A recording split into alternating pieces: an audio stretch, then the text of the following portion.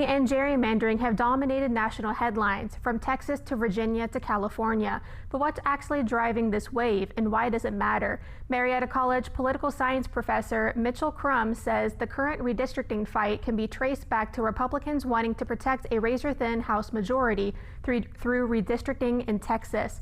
But Crum says Republicans didn't expect Democrats to fight back, abandoning a long-time resistance to aggressive redistricting, as they recently did in Virginia, where a new map favoring Democrats is currently being considered by the state Supreme Court.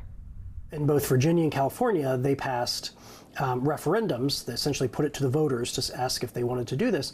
And the voters, voted in favor of propositions to essentially allow gerrymandering and allow gerrymandered maps. What makes this moment different, Crum says, isn't the gerrymandering itself, but the timing. He says that historically, states only redrew maps after the census every 10 years. Doing it mid-decade is nearly unprecedented. We'll have more on redistricting later tonight.